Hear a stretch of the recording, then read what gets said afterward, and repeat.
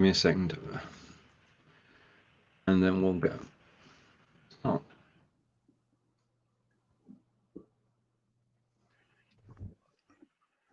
All right, so people can hear us. If you're taking your seats, welcome. And Peter and I will be with you in a moment. Well, in 19 seconds to be precise. And the clock will disappear and we will all appear on screen.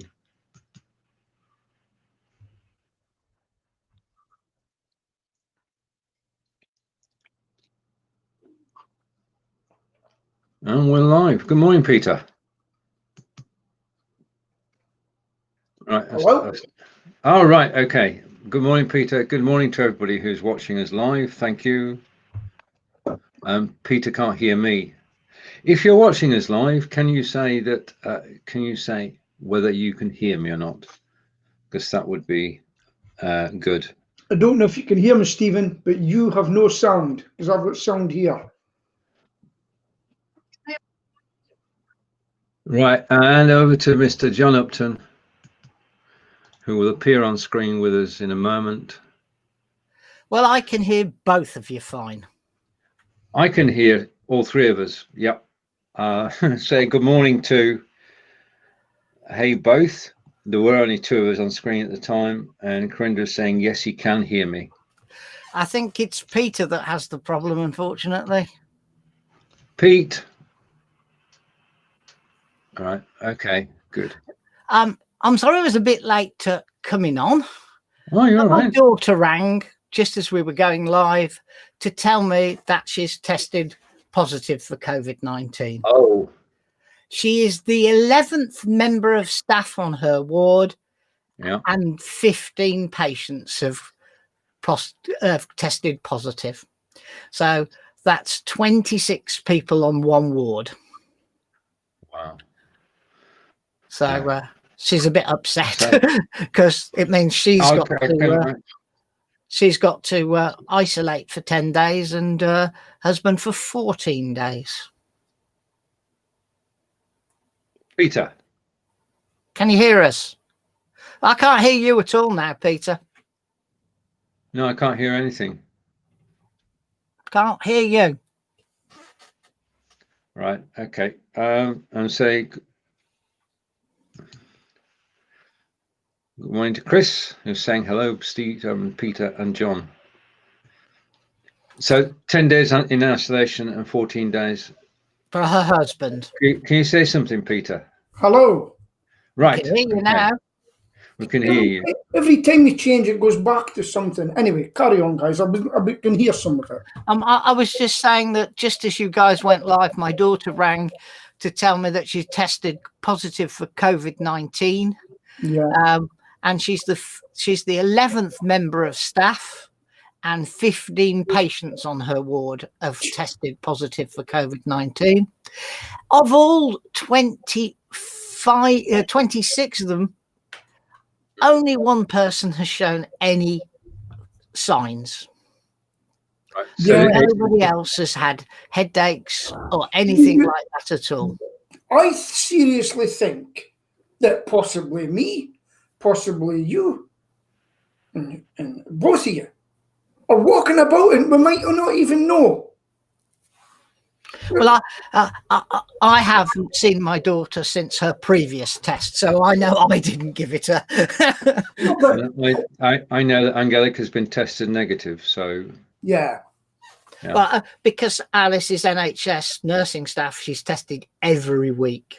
But that's just what I do. What is that word called? Asymptomatic. Does that mean you've got it?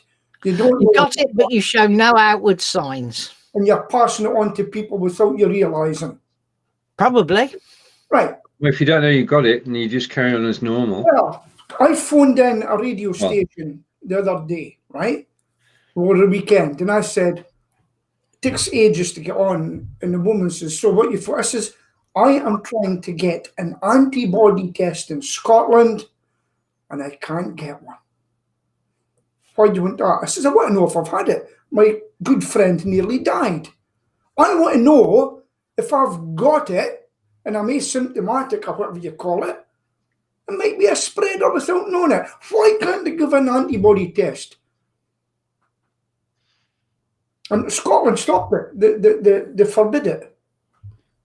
Good question, Peter. And Chris is saying, oh no, John, here at school, 1/3 of the teachers are ill. We've had to let students go to their homes without lessons at all. So that's in Belgium, Antwerp. Yeah. Wow.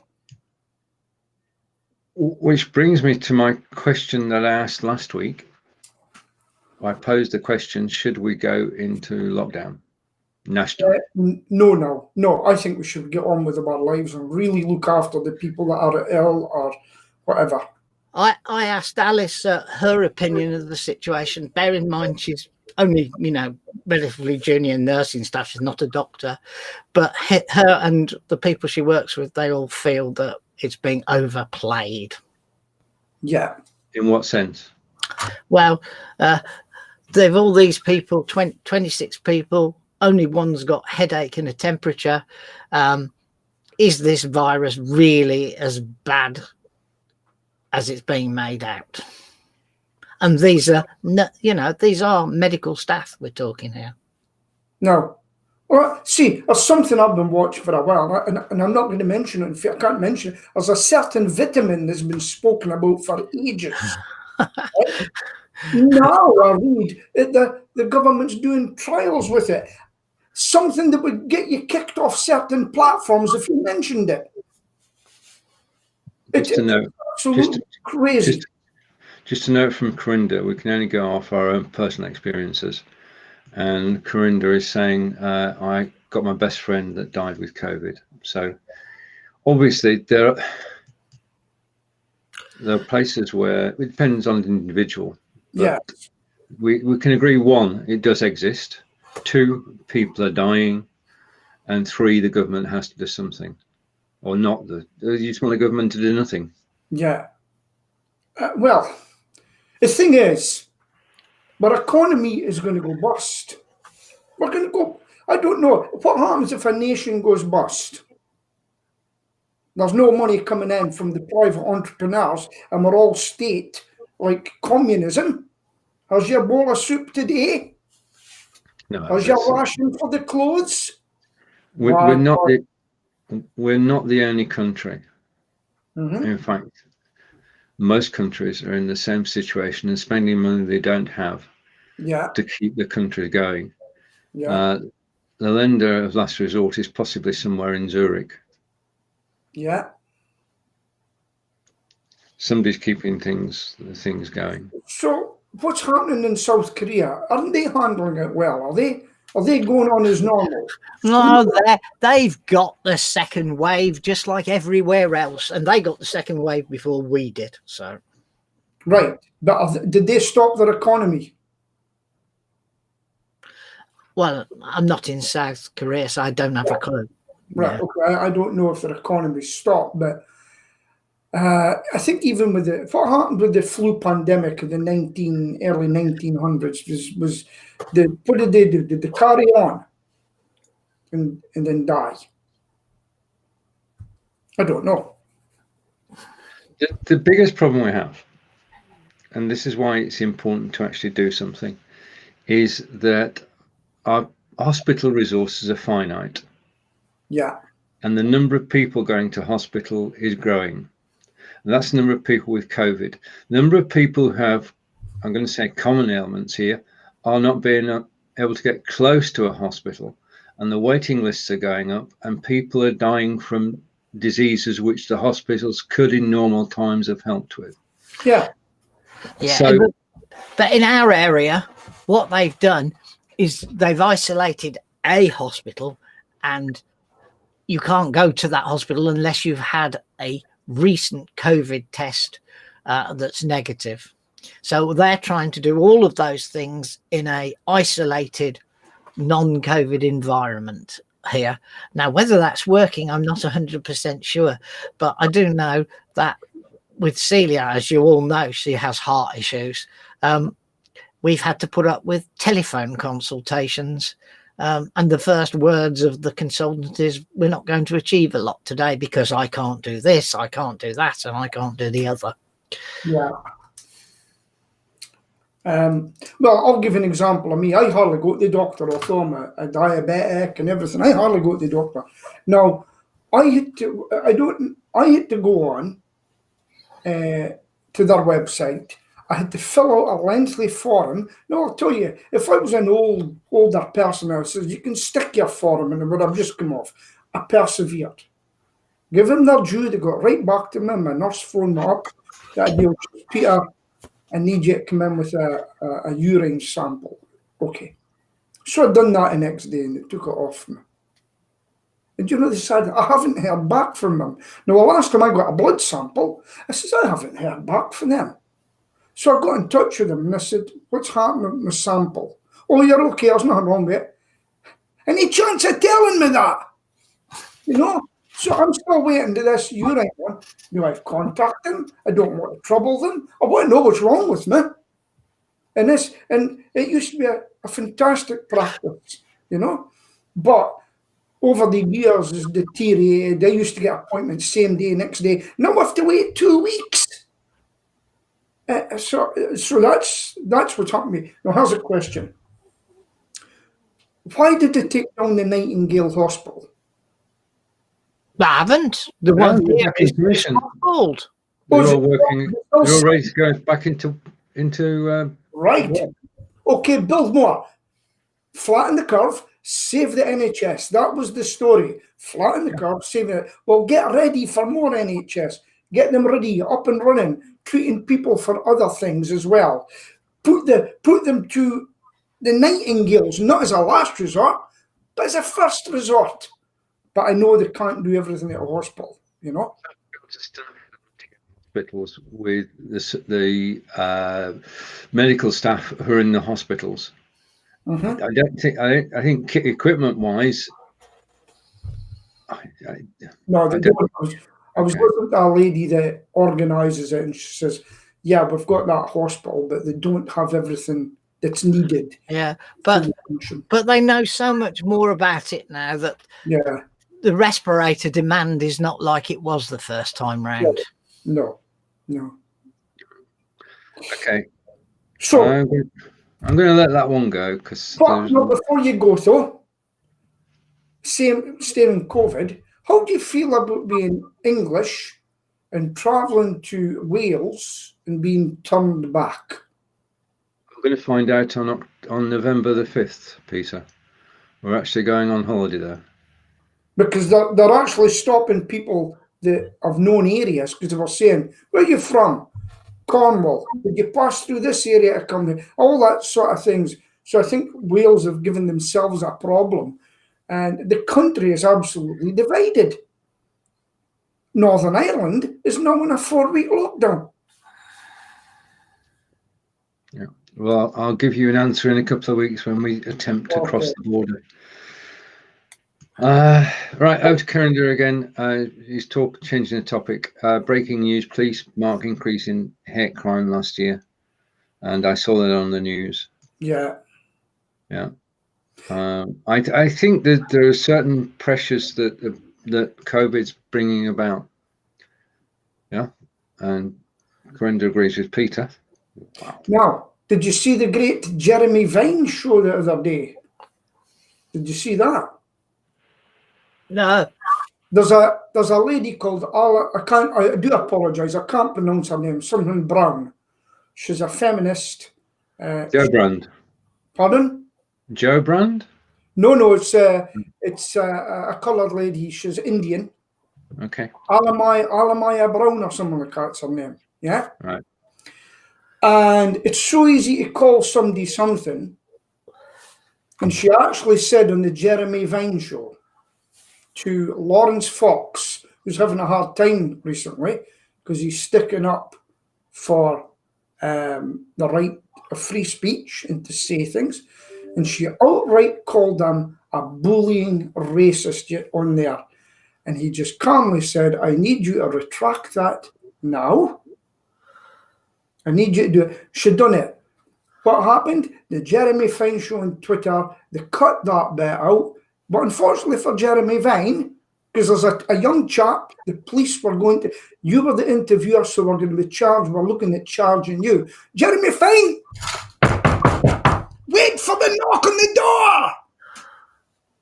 Did you see it?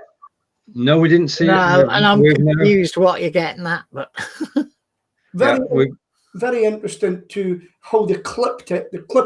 But he says, you never showed the bit with the racist bullies, so we'll show it for you, because other people have downloaded it and put it up. And this is what's happening today. Manipulation with the press. Whether you're right, left, centre, you're manipulating it to what you want to show. And there's too much manipulating going on just now with certain platforms, newspapers, etc. I have a friend who's a police sergeant. We're not talking about Sergeant TCS. This is a local friend. And basically, he says all offences are going up in the main because it's now far easier to report with the different services on the telephone and the internet. Yeah. He doesn't say that they aren't not going up in real life, but reporting is going up because it's easier to report. Yeah, well, you can report and then you find out no case to answer. There's certain people on platforms, the two of them are mentioned at the moment, people continuously report them and then they come back and say, better luck next time because they've said it's okay. And that's going on quite a lot. But the one with Biden is very interesting. I'm just talking about the ordinary man in the street being able to report a crime of any kind. Yeah, absolutely. I think it's just tipped the scales too far, right? They don't say, out of 100 reports of hate crime, 98 were admonished. They need to put that into to get the scale. Yeah. Now, what have you got to say about that? What's up on the screen, guys? It's basically they're not. Well, they've actually stopped the story. Yeah. Because the information came from Joe Biden's son's hacked computer. So they say. Everybody that doesn't like things seen said, it's been hacked. Computer's hacked. It doesn't mean the information wasn't there. It just means that the source of the information. If that was a certain president, son, or whatever, they would rip him apart. Rip like that. Yeah. Okay, Pete, calm down. This is a show. Roll on November 3rd, Peter. I really do. Thanks for that. I really do, because there's going to be a lot of voters that haven't said anything. And well, bump. Watch out, Portland. It's not going to be so easy, I think. To the best of my knowledge, President Trump is 17% behind in the polls. Yeah. Don't believe polls. Don't believe. Do you know what I really love for? I go back to the night that the president was elected, and all those pundits. He's never gonna win. Then you see them crying. Oh, what happened? Loved it. Cheers me up, actually, for all the Americans. Hey, Pete, should we change the topic because your blood pressure's going through the roof? I think we should change the topic and he hopefully will never be president. Take that to the bank, Nancy. Anyway. Everything will be resolved shortly. You are watching, incredibly, Blabbing for Britain, episode 248. And okay, you want to change the tone, John? Here it is. I'm interested about the London due to move COVID level. I'm interested in Quality Street. Sure. Well, Greg has commented on the side about London due to move from COVID level to level 1. I'm not sure what the difference is because they were, when they were announced, they were medium, high, and very high. Yeah. By default, you're in medium. It's confusing when you got 3 levels and they don't start at low. Why they couldn't go that 4 levels? That was another one. I live in an area that has been high for some weeks now because we've not been allowed to mix family-wise except down the park. Yeah. And, the new high actually has a slight change in our favour because we're now able to meet in gardens up to 6 people. So it's eased tensions potentially, if you like, in that we can meet in the garden. Yeah. However, I won't be meeting my daughter, seeing my granddaughter for 2 weeks by the sound of things, having tested positive for COVID. Corinda is saying, sorry to change the topic, Stephen. I was going to post this on Believers, but I see somebody took me off the group. I'll check that out for you afterwards, Corinda. Okay. Okay. I just want to put, just for a moment, to give somebody a chance to change a comment. I'm going to put that. I'm Stephen. So what was the bit about Quality Street? This is John. And this is Peter. Right. Okay. There we are. Right. You want to go back to Quality Street? Everybody goes back to Quality Street eventually. I mean, it used to be that Christmas sweets were on sale in December. Now they're on sale, well, after the July holidays, really. But there is, because of the situation, there's a shortage and they can't make the chocolate brownie sweet, and people are complaining that it's not there. It's been missed. So, I mean, to us, it's just a minor. We just probably don't know about the chocolate brownie sweet, but no, I didn't even know there was one. I didn't even know there was one either, John. I like the penny toffees, and I like the one with the Brazil nuts in the purple wrapper. But as I've given up sweets, I won't be eating them anyway. Sweets. I must say, I actually had 2 tins of Quality Street the other day, and it was to give to a sheltered complex. Yeah, that I was doing work for, and I give the old people some Quality Street. Okay, I get sweets. I enjoy having sweets. Oh, not all the time, but some of the time. Jealous. Important. Jealous. I'm not allowed sweets.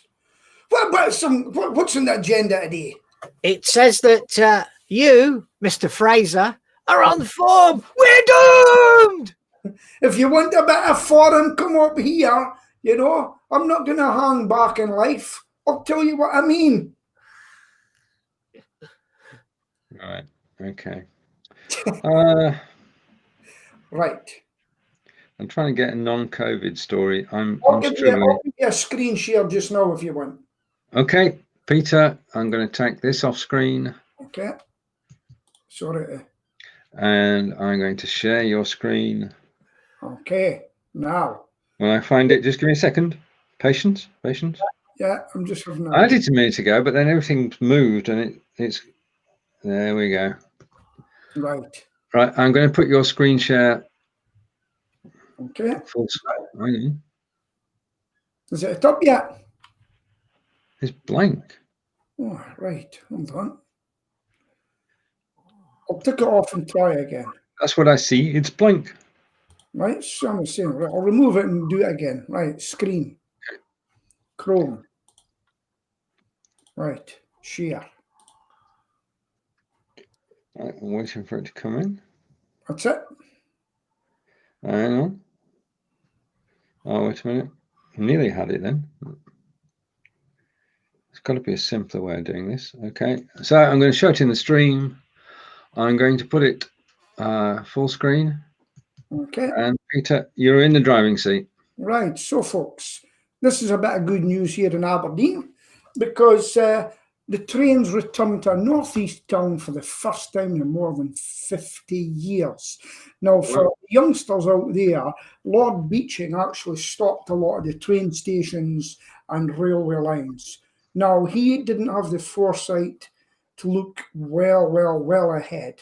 Oh, how we regret shutting those stations. So in my area, we've opened up more stations that are still on the line.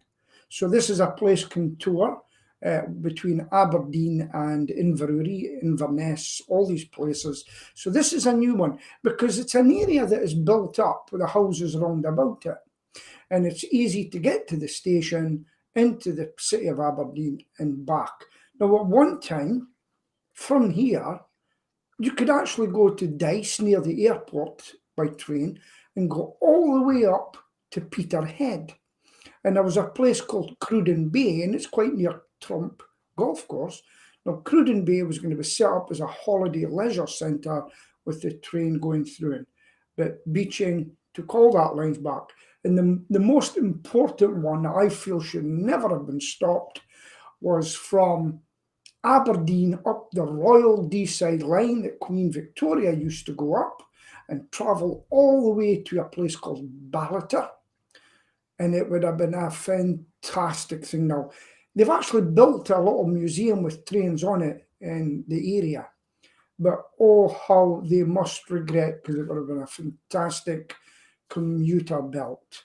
And yeah, and hopefully we'll see more open. And who knows, we may even have trams. See, even Aberdeen's talking about taking trams back. There you go. So that's my bit from something local in Aberdeen, which is going to help a lot of commuters. And yeah, I'd like to travel on it one day. Thank you. And we're looking for devisers to have a railway and a station again. It should happen soon, hopefully. Well, when I say soon, you're talking 3 to 5 years, but I mean, yeah. Over to Corinda, and Corinda has got some breaking news for us. Well, I think we've already discussed that one. Yeah. Yeah. Okay, but what, London being in tier 2? Yeah, because I said we were already in tier 2, and I also said that they were medium, high, and very high. So where tier 2 comes from, I really don't know. Right. The 3 tiers, 1, 2, 3, and then there Yeah, are, but the government medium, high, and very them as medium, high, and very high. Yeah. Yeah. Do Okay. you Right, back to what we're talking about. And Chris is saying, I like Belgian pralines chocolates. I hope there are enough cacao to make them. Well, okay. I hope so too. As an occasional chocolate eater, of course. Right, and you were talking about trends there, Peter. Yeah. Not unsurprisingly, HS2 costs. I know we've spoken about this before. John doesn't want it anywhere near Birmingham. I actually don't object to HS2 itself. I object to the chosen route. Okay, but the costs have gone up by 800 million since last time they looked, because of unforeseen circumstances. It will be built. There's no doubt about that. I mean, work's begun. So, work had begun before it began. It's massive amount of work has been done near Birmingham Airport, right, because it comes up and then it has to skirt round Birmingham Airport. But it goes through whole villages. It goes through woods. And they closed the M42 3 weeks ago to put the base of the bridge across the M42. It's not going to stop. Yeah. No way is it going to stop. And, you know, it just gets more expensive by the day because everything's getting more expensive by the day, which COVID is a contributor to. John, I was listening to the radio yesterday and there was a lady on a few years back. She made like an animal sanctuary. They put all their money into it in your area type. And they were told you're getting compulsory purchase. There's nowhere else we can give you. This is basically that's it. All of their life savings into it. But they were on saying it's been postponed. But postponed doesn't mean it's not going to happen. Who's that guy without ears has just popped up? Where's your ears? We don't need to say anything, John. We're just going to put the video full screen and we're going to play. You see, if you look at the picture, you may not be able to see my ears because they're tucked in flat, but Stephen makes up because you can see his well and truly. I'm happy with that. Hang on. What I'm going to do now, because this does have sound, is I'm going to.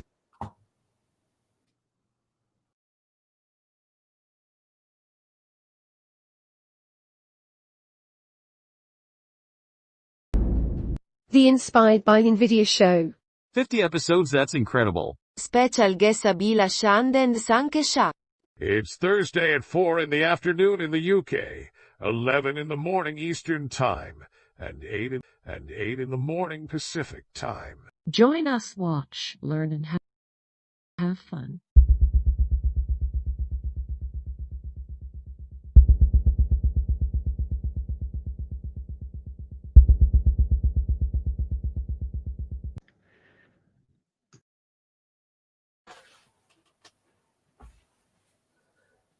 thing I love about that is the be there or be square, because that took Angelica and I back many years.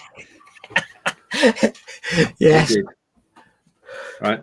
So John and I are live at 4 p.m. today in the UK, 5 p.m. in Belgium, and 11 a.m. on the East Coast. And it's our 50th show, our golden show. Wow. Indeed. Yeah. Yeah. I remember Much as started. well, what was I going to say?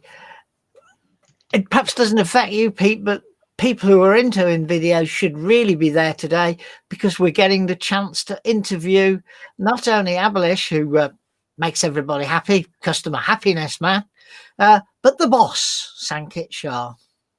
Okay. And I have that little video you just saw there with the vibrations, the noises, etc.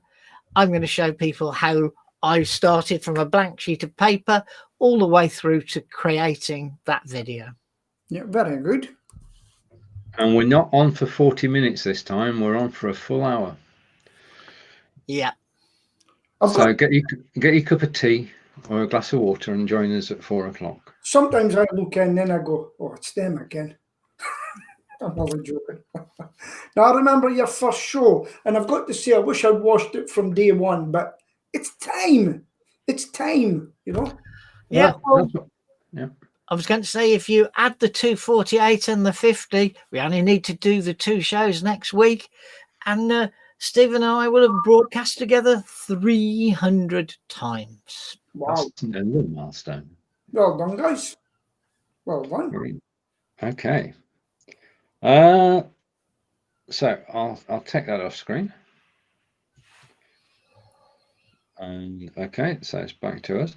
Okay, let's take another topic then. And again, I'm trying to stay. It's very difficult. Okay, this is sport, guys. So, and it's not football. I just want to congratulate Lewis Hamilton, Formula One racing driver, British Formula One racing driver, for equaling the world record from the Weltmeister, Mr. Schumacher, by having 91 victories in Grand Prix. He's obviously, before the end of the season, going to be on 92, which makes him the greatest Grand Prix driver ever, although some people would argue with that. It's been a pleasure to watch him drive, and I think Corinda would agree with me that he is quite simply the best, and he's British. Did I say that? So congratulations to Lewis Hamilton. Just a shame he brought politics into his sport. That's all I can say. Well, I'm just happy in terms of the fact that he's a driver and politics doesn't go into every single item on Blabbing for Britain, but never mind. Okay.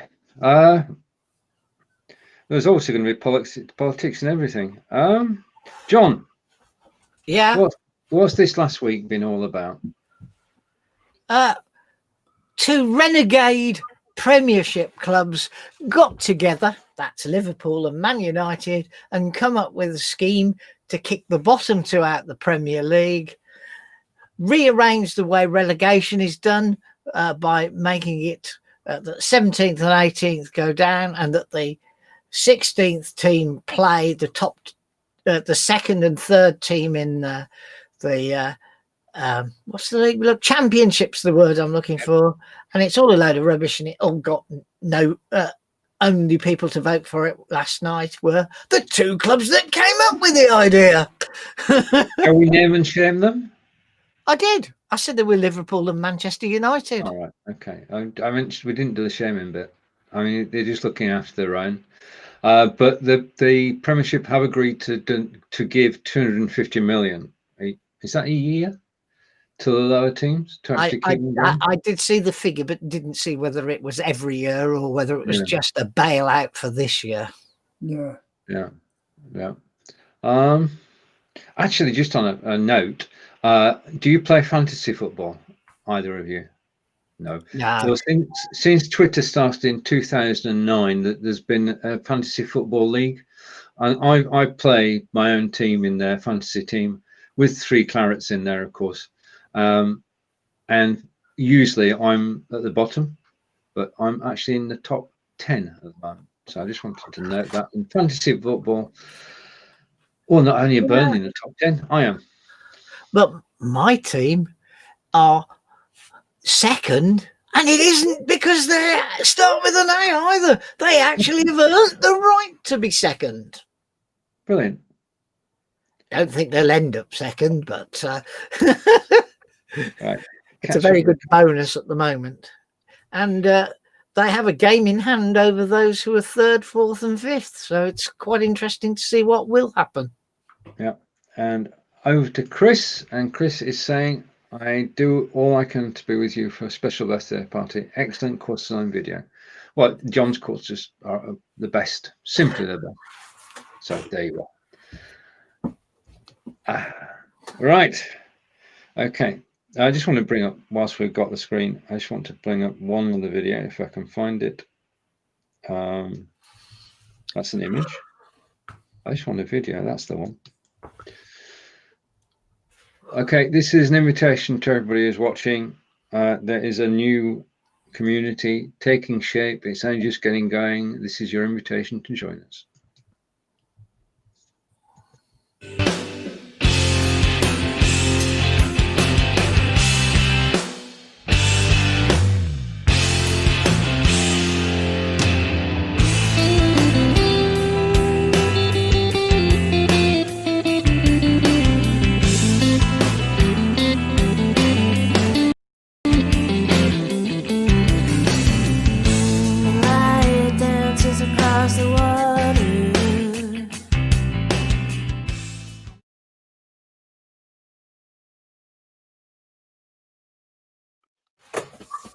If you comment, I shall contact you. I should just say join, and there's not a bot on the show. We haven't had bots for since the last time we had bots, which was a long time ago. So just say join, and if you're not already a member, like Peter and John and Corinda and Chris.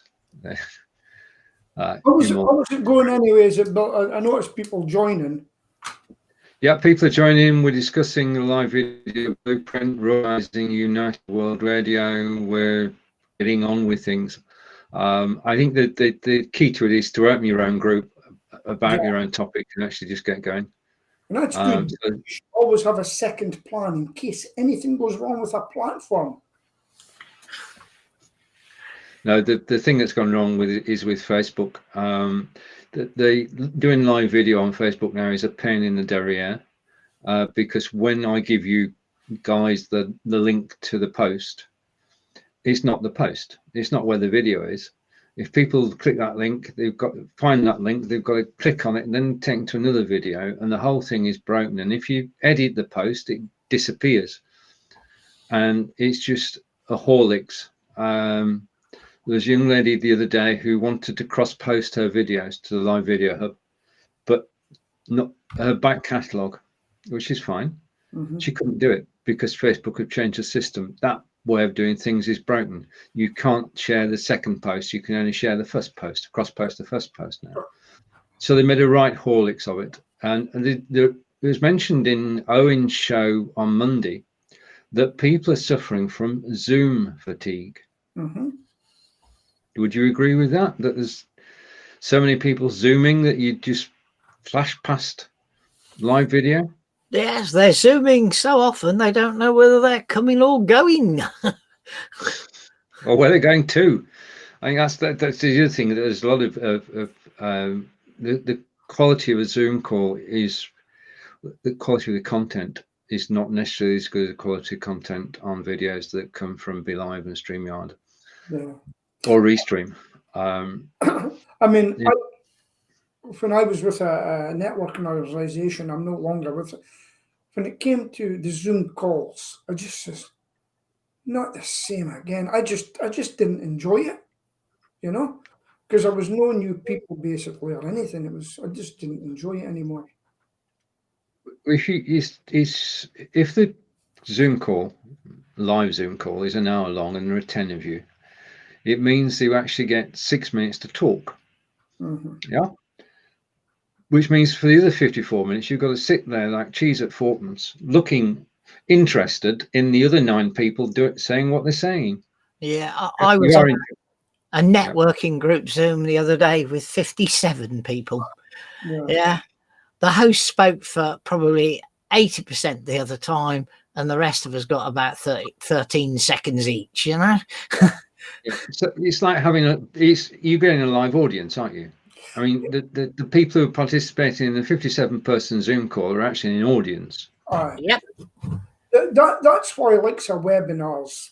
To be honest, I was on one. It was 2 hours with a sales bit at the end, and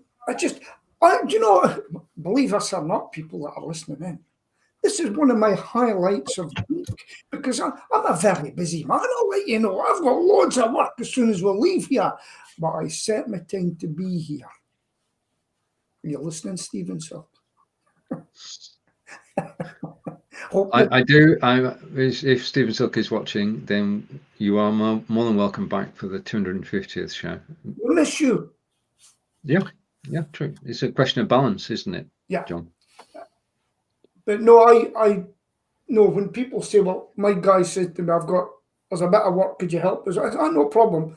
But between 10 and 11, I'm not available. There you go. There you go. We had a Zoom call last night hosted by the Devisers Town Clerk, which is quite an honour, really, to be in such august company. It was for the Devisers Training Association. Of course, we can't meet in real life, so we meet up on that thing called Zoom. And it was the AGM, and this was the AGM online because it's got to be held every year, otherwise it's not an annual general meeting. So it was held online at 7:30 last night. And it was good to actually just be able to chat with people. But again, 3 people took over 80% of the time, and everybody else is sat there listening attentively. Of course. That's why I like this. I can have my say. Well, yeah, I had my say last night, and I'm still chairman. I got re-elected, so thank you to everybody who voted. Virtual vote is just a show of hands, which is. I'm sure you'll do it efficiently. Not necessarily so, but I will do it with enthusiasm, Peter. Oh, by the way, did you get? I put your name to a link in the speakers area. About they're looking for facilitators of video. I saw it, Peter, and went into Mum, and I thought I'll go back there, but they're looking for Zoom people with Zoom. Right. So that's why I didn't answer straight away, but thank you. No problem. Because on you go. Being able to do a live and restream is a world away from being able to manipulate Zoom with 57 people on the screen. Right. Okay. I'm just going to put my jacket on, folks. The heating's gone off and I've gone cold.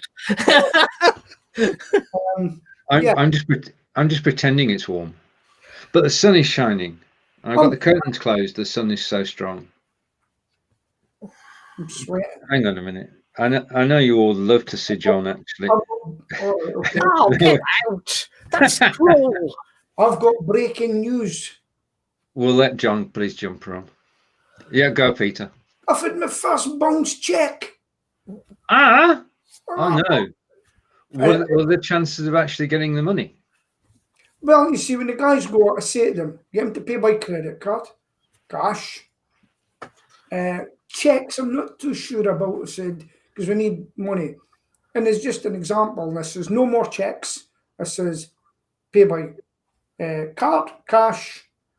And I've now made slips to say to them, that's for bank details. Go and you put that in now. And let me know you've done it. And then I'll do the work.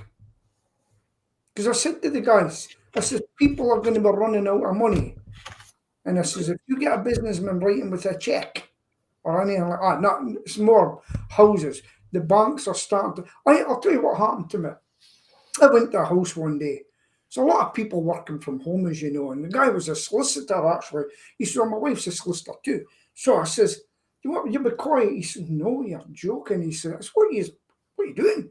He says, our job is to start building up, to take people to court, to get more money for our rentals to the commercial property. He says, I've got a big pile waiting to go through. So although you're getting away from it just now, One day it's going to hit, and we're going to have a lot of vacant properties. That's what's going to happen.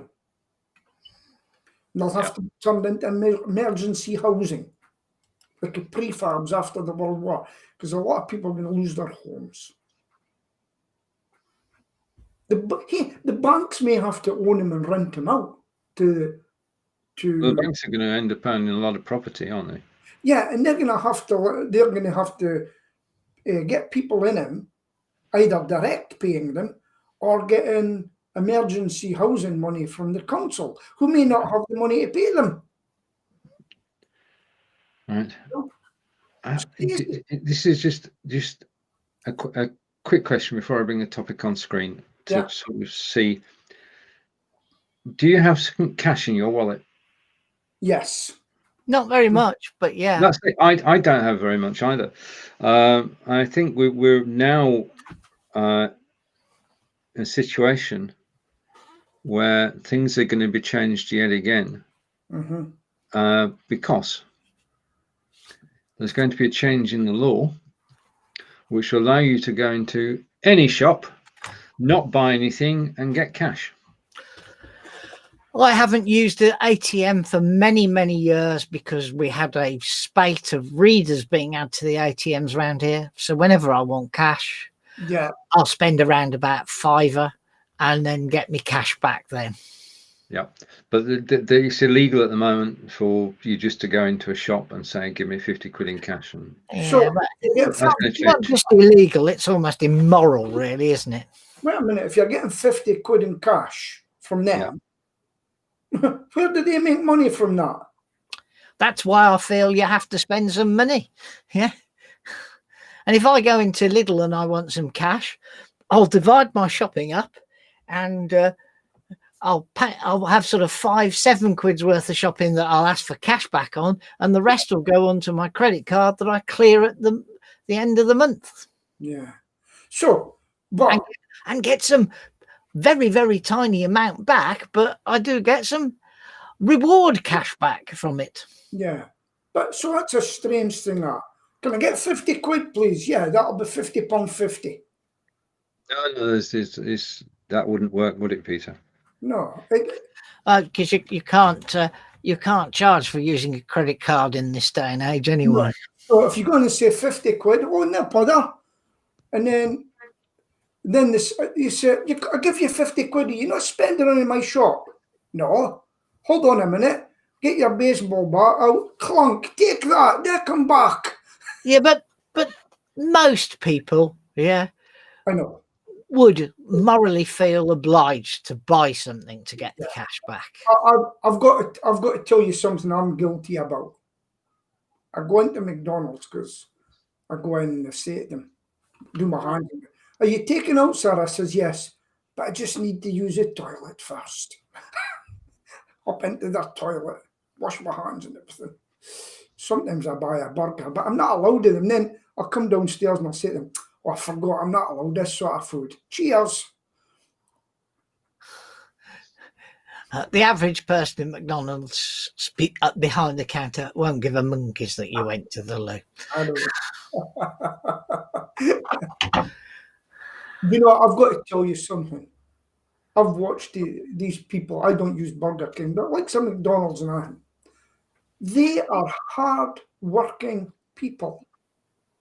I really think they're hard work. I couldn't go at their pace now. They just get in and they work, get abuse from people, but a lot of these will end up doctors and solicitors and everything. But treat them with respect, folks. If you don't get your coffee quick enough or something like that, they're hard workers.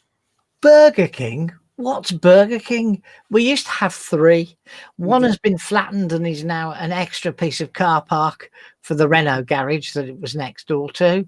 Right. One is now a KFC, and the other one has got golfing stuff in it now. Same building, but at the end have been knocked out, and now they sell golf balls and sticks and whatever they're called. Amazing. We had two McDonald's in our Union Street, which is a mile long. But one of them shut down. I couldn't believe it. So 2 McDonald's, but one of them didn't make it. Because they're all franchises, you see. They might run out of money or something like that, you know. Today is Thursday, as you all both know, and Thursday is market. Yep. I was wondering why you both got balloons. I was just wondering whether we could actually convince you to get a balloon too, and then we'd no. I just on a whim because we can. Okay. Right, Thursday's market day devices, which means a trip into the town centre, support the local farmers and the market and buy things, but it's also a day for a bacon sandwich. Bacon sarnie, can't beat it, from the local cafe. Keep them in business, and that's part of our Thursday. You're looking for a balloon, John? Yeah, I'm not seeing one. I just went straight onto Unsplash. That's exactly what I've just done. And search for air balloon. Yeah. Okay. Okay, we're going to get 3 balloons. And 19. Fonzie's saying used to love Wimpies. I remember them as well. We had a Wimpy, and I've got to say, we had a birthday party from a young daughter at the time, and they had a Mr. Wimpy dressed up. You know, they'd come out and play with the kids. They were young kids. I'll never forget it. Mr. Wimpy barged in, hello, and all the kids started screaming. Talking of dressed up people, I don't know if you noticed, but Arsenal made 15% of their staff redundant last week. Right. Including Gunnar, the mascot. Oh, I've seen that, yeah. And he's been doing the job for 19, something like that, years. Yeah. Times are hard. Somebody else would want a mascot. I did see that. They had a petition for him. Yeah. I've seen that. See, I sometimes take note of football things. Changing tack slightly. Today is Belive's 4th birthday, and there is a big party taking place at 5 p.m. in the UK, 6 p.m. in Belgium, and 12 p.m. Eastern time. And Daniel and Safria, the CEO and CTO of Belive, will be there and announcing something, so I'm told. And Irene is hosting the show with Vanessa, and they're going to have 3 guests, and it's going to be good to actually just sit there, not be live on screen, and actually watch somebody else. So we can watch that. I'll be watching it. Yeah, I want to know what's happening. What Irene is that? Not Eileen. Remember Eileen? Eileen and I spoke earlier this week. Irene is the marketing manager of Belive. All right. Hi, Okay. you're watching. Like your platform. That's a good thing to do, Peter. Irene and I start a show together in Belive's first Tuesday in November. So I'm looking forward to that. Now, what have we got missing? Okay, I suppose we've got to do it. I'm not even going to put it on the screen. iPhone 12, any takers? No. With 5G? Android rules okay. Android definitely rules the world. Android, I'm an Android man. Yeah, I do remember the days when iPhone or the Apple show was a big show and everybody sat down to see it with a cup of tea or whatever. Yeah. Doesn't happen these days.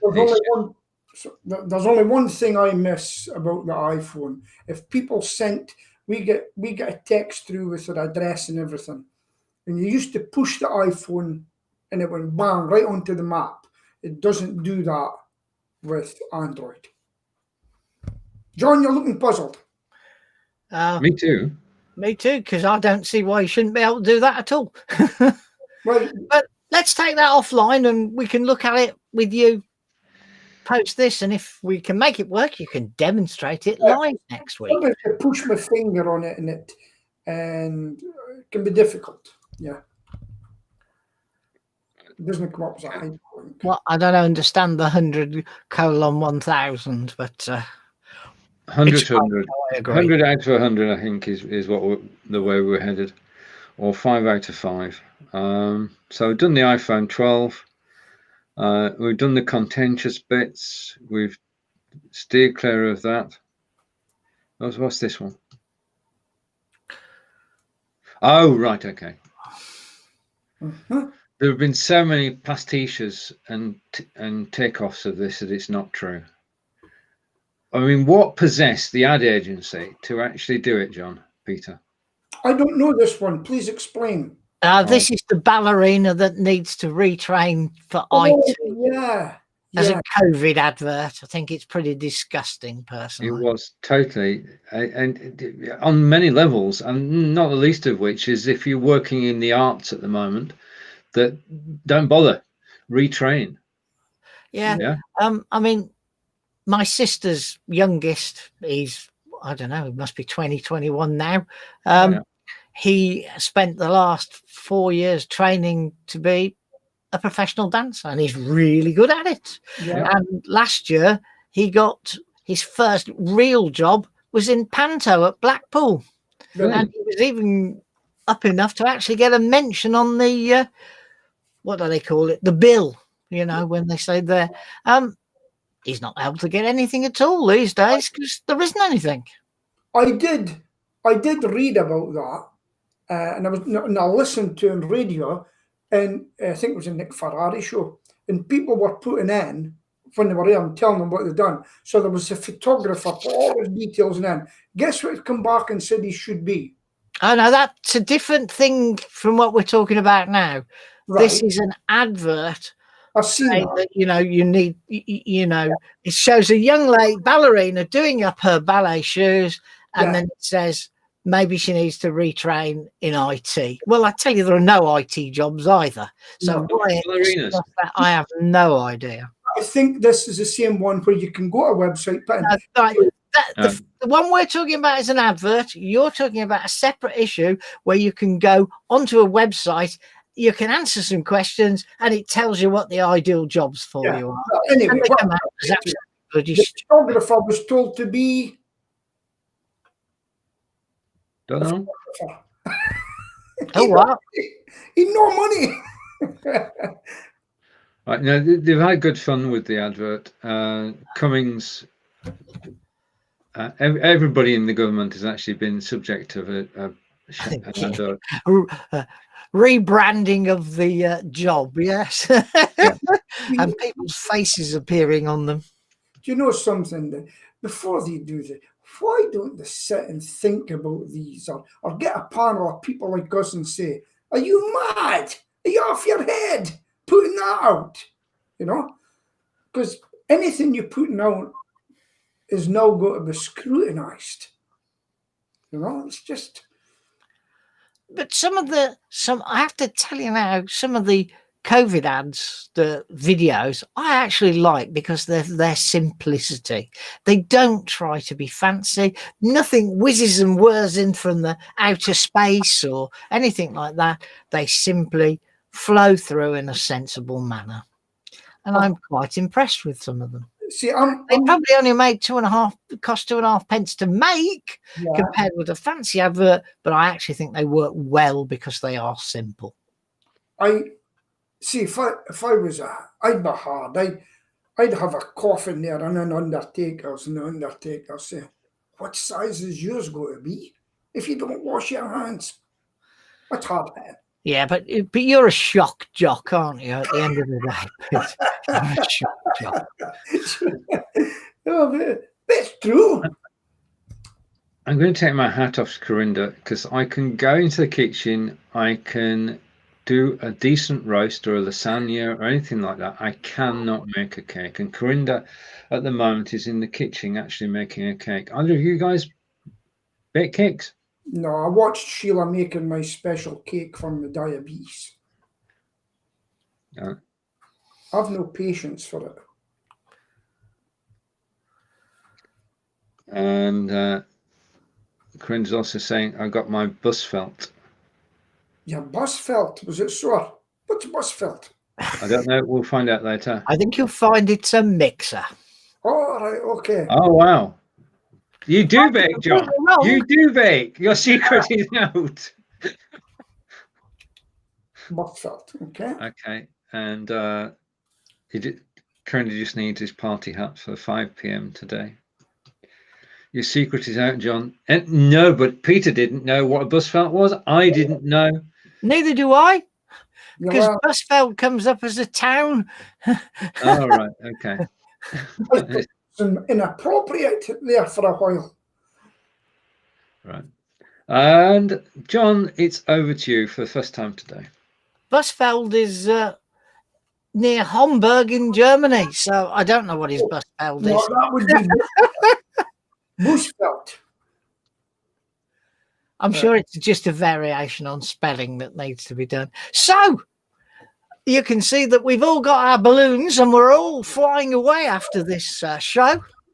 Up and away in my beautiful. Yeah, okay, we won't do any more. I'll fly away. Yeah. Yeah. Anyway, so it's goodbye from him who's down there with me, but I believe he's really up there in Scotland. Mhm. It's goodbye from the man on my right who's in Fez's Drinks. Okay, so it's nothing to do with mixing cakes. Yeah. Just like that. Just like that. Yes. It's goodbye from Stephen in Wiltshire, who for once has not got Stonehenge there ready to say where he is. Right. And myself, I have no idea where this balloon is or where the town below it is, but it's certainly not where I live. Yeah. So you don't allow balloons around here because of the airport. And Stephen wants to say something. I don't know. I was just waving goodbye. All right. We're all waving goodbye. Quickly, Peter. Andy putting just to let you know, I was asked to come on a balloon ride. I said, "Oh, why are you taking me?" He says, "In case we're on out of hot air." Okay. Thank you, Peter. Thank you, everybody. Bye.